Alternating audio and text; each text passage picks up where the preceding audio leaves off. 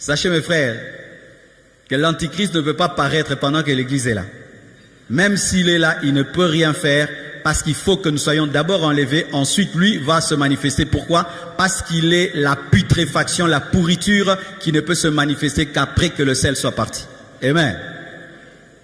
Alors, la Bible dit elle-même, je vais vous donner le verset, que c'est un chiffre d'homme. Chiffre d'homme, c'est 6. Pourquoi 6? Parce que l'homme a été créé le 6e jour. 6, 6, 6. 6, 6, 6, chiffre de l'homme. Pourquoi on ne dit pas chiffre du diable? Parce que l'homme, c'est l'homme, lui, qui doit être perdu parce que le diable est déjà perdu. Alléluia. Aussi. Pourquoi pas 6 seulement, mais 3, 6? Parce que l'homme a 3 parties, corps, âme et esprit. C'est-à-dire perdition dans le corps, perdition dans l'âme, perdition dans l'esprit. C'est-à-dire une perdition totale et une opposition au Père, au Fils et au Saint-Esprit. 6, 6, 6, ça veut dire quoi? Le niveau de perversion le plus élevé que l'homme n'a jamais atteint. C'est ça 666. 666, c'est le paroxysme du mal. Le paroxysme de l'adoration à Satan, le paroxysme de l'apostasie, le paroxysme de la rébellion à Dieu où l'homme devient comme un démon. Vous devez savoir que les païens ne sont pas comme les démons. Parce que les païens peuvent se repentir. Mais ceux qui auront la marque de la bête ne pourront pas se repentir parce qu'ils auront des cœurs des démons. Vous savez ça? Une fois qu'un homme a la marque de la bête, il devient un apostat, il devient comme un démon. Les démons ne demandent jamais pardon à Dieu. Ils ne se repentent jamais. Et les hommes qui attraperont la marque de la bête auront l'incapacité de se repentir parce qu'ils vont devenir des apostats. C'est pourquoi lorsque vous lisez la Bible et que la Bible dit que ceux qui auront la marque de la bête seront frappés par des ulcères, mais au lieu de se repentir, ils vont maudire Dieu, ils seront comme des démons. La marque de la bête transforme le cœur de l'homme comme un cœur de démon. C'est ça, la marque de la bête. Alors, ce qui fait que aujourd'hui, quand vous voyez quelqu'un, il se tatoue 666, il porte des habits 666, c'est pas la vraie marque de la bête. Parce que quelqu'un peut se tatouer, puis il enlève, et puis Dieu lui pardonne. Quelqu'un peut porter un habit 666, il demande pardon, Dieu lui pardonne. Mais quand tu as la vraie marque de la bête, tu es impardonnable. Alors les marques là qu'on parle là, oh ils ouvrent des portes avec ces derniers temps et tout, ce n'est pas encore ça la vraie marque. Parce que tu peux mettre un implant qui ouvre les portes et puis demain tu dis on enlève. Dieu n'a pas de problème avec ça. Parce que j'entends des gens qui ont même dit que le vaccin contre le corona c'était la marque de la bête. Aujourd'hui maintenant, corona c'est Monique beauté qui m'a bien. Hein, c'est pourquoi les choses de l'Apocalypse, hein, il faut être prudent. Amen. Hein? Il y a des gens qui avaient dit, ah, le vaccin, marque de la bête, c'est eux qui prendront. Moi, j'ai pas été vacciné. Alors, j'ai attendu qu'en Europe, on ne demande plus le vaccin pour voyager. J'ai fait 2 ans, je ne voyageais pas. Alors, quand les gens ont vu que j'ai commencé à voyager, ils ont dit, Parcerlo, tu es perdu, tu as pris la marque de la bête. Vraiment, vraiment. Alors, vous devez savoir que la marque de la bête, pour l'instant, elle n'est pas là. Elle est en préparation. Si quelqu'un te dit aujourd'hui, oh j'ai la marque de la bête, ce n'est pas la vraie marque de la bête, parce que si quelqu'un prend la marque de la bête maintenant, entre guillemets, il peut se repentir, Dieu lui pardonne. Mais dans la tribulation, ce n'est pas possible. Et donc pour l'instant, la marque de la bête n'est pas là. Amen. Et la marque de la bête, ce n'est pas seulement un signe que quelqu'un écrit, c'est une adoration à Satan. En plus, c'est une clé. C'est un passeport qui permet de vendre, d'acheter, de voyager. C'est une clé spirituelle, une clé économique, une clé politique, commerciale. Et pour l'instant, il n'y a rien sur la terre qui a ce niveau-là. Amen. Hein? La marque de la bête se prépare, mais elle n'est pas encore en application. Amen. Prenons les versets. Apocalypse 13, versets 20 à 18. La Bible dit, si quelqu'un mène en captivité, Apocalypse 13, 10, si quelqu'un mène en captivité, il ira en captivité. Si quelqu'un tue par l'épée, il faut qu'il soit tué par l'épée. C'est ici la persévérance et la foi des saints. Puis je vis monter de la terre une autre bête.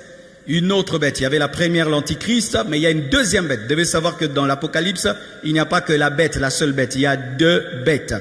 Il y a une bête qui est l'Antichrist et il y a une deuxième bête qui avait 2 cornes semblables à celles d'un agneau et qui parlait comme un dragon. Ce sera la combinaison d'un de l'agneau et du dragon, parce que ce sera un faux serviteur de Dieu. Il aura l'apparence d'un serviteur de Dieu, mais il aura la puissance satanique. Ce sera un magicien caché derrière la Bible, un magicien caché derrière l'œuvre de Dieu, un magicien caché derrière l'église. Ce sera le chef spirituel de la plus grande église qui va exister lors de la tribulation. Ce sera une bête, mais qui ressemble à un agneau, mais qui parle comme un dragon.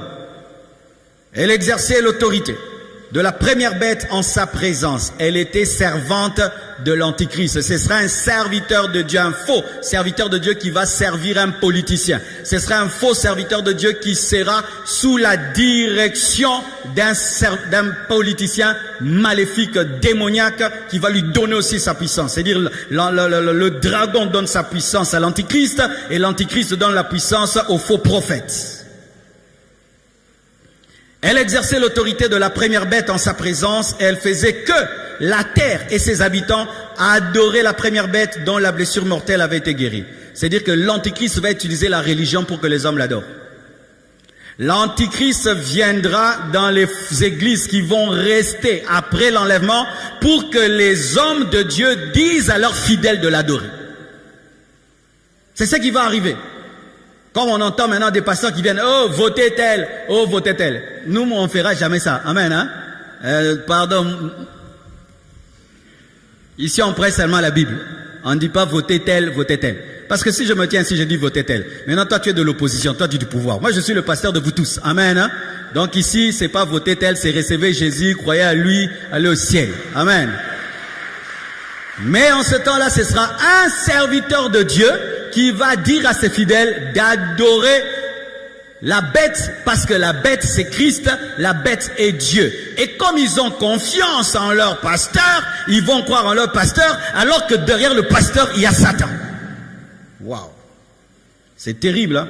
C'est pourquoi l'église doit être au milieu du village. Amen, hein? C'est très important. Elle opérait des grands prodiges, même jusqu'à faire descendre du feu du ciel sur la terre à la vue des hommes. Qui faisait des miracles comme ça dans la Bible? Vous le connaissez? Qui faisait descendre le feu sur la terre? Élie. Le faux prophète fera des miracles comme Élie. Vous qui aimez les miracles plus que la parole, plus que le caractère. Il a le caractère du dragon, mais il fait des miracles comme Élie. Il est doux comme un agneau, mais il parle comme Satan. Il fait les miracles comme Élie, mais par la puissance satanique. Une combinaison de satanisme, de l'agneau, du dragon. Terrible. C'est pourquoi faites attention au mélange. Alléluia. Faites attention au mélange. Quelqu'un, il parle ici, chrétien. Il descend là-bas, païen. Faites très attention.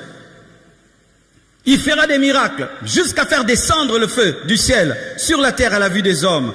Et elle séduisait les habitants de la terre par des prodiges qui lui étaient donnés d'opérer en présence de la bête, disant aux habitants de la terre de faire une image à la bête qui avait la blessure de l'épée et qui vivait, d'adorer la bête ressuscitée, mais la fausse résurrection.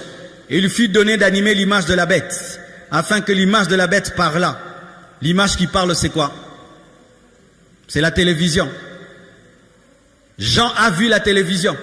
Il lui fut donné d'animer l'image de la bête, afin que l'image de la bête parlât. C'est l'intelligence artificielle. C'est-à-dire que l'Antichrist se servira des hologrammes, se servira des écrans, se servira de la technologie pour qu'on l'adore dans le monde entier. Parce que lui n'est pas omniprésent. Comment on peut adorer un homme dans le monde entier? Il faut que son image soit partout. Et qu'est-ce qui permet à ce que l'image de quelqu'un soit partout? C'est la technologie. Mais comme Jean n'avait pas la technologie de ce temps-là, il ne pouvait pas comprendre. Il a dit, il fait que la statue bouge. Jean, c'est pas la statue, c'est la télé. Alléluia.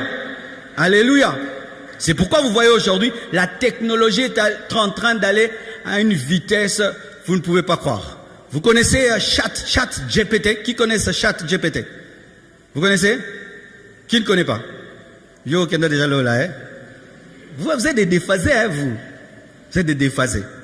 Il y a un robot aujourd'hui. Quand je dis robot, c'est pas seulement... robot, c'est une intelligence artificielle qui a maintenant sur Internet, tu lui poses toutes les questions, il te répond. Au point même à l'université, on commence à interdire ChatGPT parce que si tu dis écris-moi un livre, il t'écrit un livre. Tu dis écris-moi un livre, il t'écrit le livre. Écris-moi un poème, il te fait un poème.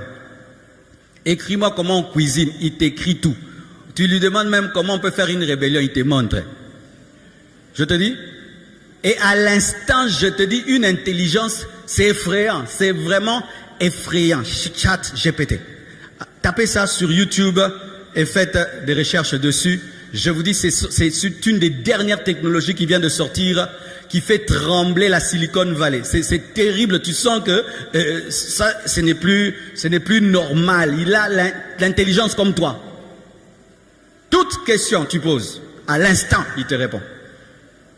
Il peut même tricher pour toi à l'examen. Oui, oui, c'est interdit dans les... Oui, il peut tricher pour toi à l'examen. Alors avec une précision, tu ne peux pas croire. L'intelligence est en train d'augmenter, mes frères. Nous sommes arrivés à un temps où si tu refuses de croire que Jésus revient bientôt, c'est volontaire. Amen. Hein? Et la Bible dit ceci. Il lui fut donné d'animer l'image de la bête, afin que l'image de la bête parlât, et qu'elle fit que tous ceux qui n'adoraient pas l'image de la bête fussent tués. Tu n'adores pas, tu meurs. Ce sera une adoration obligatoire. C'est pourquoi je dis que Dieu est plus fort que Satan. Parce que lui convainc par l'amour pour qu'on puisse l'adorer. Satan a besoin d'utiliser la mort. Je vais te tuer si tu ne m'adores pas. Alléluia. Jésus, lui, il est mort à la croix. Regarde comment on l'aime. Mais Satan, il n'est mort pour personne. Et il dit, adore-moi sinon je te tue. Sorcier, votre maître est faible. Faible, regarde comment il finit. En imposant aux gens l'adoration. Jésus ne l'impose à personne. Il te convainc et tu adores. Il te convainc et tu l'aimes. Il te convainc, tu te réveilles. Est-ce que tu as déjà vu une épée qui veut te tuer pour adorer Jésus? Pourquoi? Il est tellement puissant qu'il est capable de t'enseigner et que tu puisses tomber amoureux de lui. Il n'a pas imposé à la Samaritaine de l'adorer. Il lui a parlé. Elle a jeté sa coupe, sa cruche. Elle a adoré. Jésus est supérieur à toutes ces religions. Ou vous ne croyez pas en notre Seigneur, on vous tue. Vous ne croyez pas en notre prophète, on vous bombarde. Non, on bombarde personne. On bombarde avec la prière, avec la parole, avec l'amour. Lorsque tu veux faire la différence entre deux religions, entre guillemets, regardez ceux qui n'utilisent pas la force. Ils sont les plus forts. Les religions faibles utilisent la force. Les religions fortes utilisent la parole, la conviction. Parce que quand tu es fort, tu parles, tu convaincs. Mais quand tu es faible, bombe et tuer les gens. Non, on tue avec l'évangile. On te persuade, on te bombarde, on te prêche, tu pleures, tu abandonnes. Donne-moi la main. C'est une faiblesse que de bombarder les gens qui ne croient pas en vous. C'est une faiblesse que de tuer les gens qui ne croient pas en votre doctrine. C'est une faiblesse que de persécuter quelqu'un qui ne croit pas en ce que tu crois. Vous savez ça? Si vous avez un païen chez vous, vous le persécutez parce qu'il n'est pas chrétien, vous êtes des faibles. Vous devez beaucoup l'aimer et le convertir par l'amour. Nous, les chrétiens, on ne fait pas souffrir les païens. D'ailleurs, on les aime tellement qu'ils changent. Amen. Hein? Les chrétiens qui font souffrir les païens n'ont pas compris l'évangile parce que Jésus est mort pour les païens. Oh, donne-moi la main. Faiblesse du diable. Il fut donné d'animer la bête afin que l'image de la bête parlât et qu'il fit que tous ceux qui n'adoraient pas la bête fussent tués. Et elle fit que tous, petits et grands, riches et pauvres, libres et esclaves, reçussent une marque sur leurs mains. Mains, c'est là où tu travailles. Sur leur front, l'intelligence qui voudra dominer nos activités et notre raisonnement. Et quand tu domines l'activité de l'homme et son raisonnement, tu le possèdes parce que ce sont ces deux choses qui nous permettent de faire des grandes choses, la pensée et l'action. Il voudra dominer la pensée, l'activité et la pensée. Et que personne ne put acheter ni vendre sans avoir la marque et le nom de la bête et le nombre de son nom. C'est ici la sagesse que celui qui a de l'intelligence calcule le nombre de la bête, car c'est un nombre d'hommes et son nombre est 666. Alors il y a des gens qui disent aujourd'hui que l'intelligence artificielle c'est la bête. C'est faux parce que la Bible dit c'est un nombre d'hommes, ce sera un homme. Et on dit aussi qu'à la fin, l'Antichrist sera jeté en enfer. On ne va pas jeter un ordinateur en enfer. Donc, quand les gens disent que la bête, c'est la nouvelle technologie, non, ce n'est pas la nouvelle technologie. Ce sera un homme qui va utiliser les nouvelles technologies, mais ce ne sera pas la nouvelle technologie parce que la nouvelle technologie ne finit pas dans le feu, ne finit pas en enfer. L'Antichrist, ce sera vraiment un homme. Ce sera vraiment un homme, un politicien très intelligent, très influent, qu'on n'a jamais eu depuis que le monde existe. Il sera plus grand qu'Hitler, plus grand que Néron, plus grand que que Napoléon Bonaparte, que tous les dictateurs qu'on a eus sur la terre, il existera réellement. Ce ne sera pas une intelligence artificielle, mais il se servira de l'intelligence artificielle.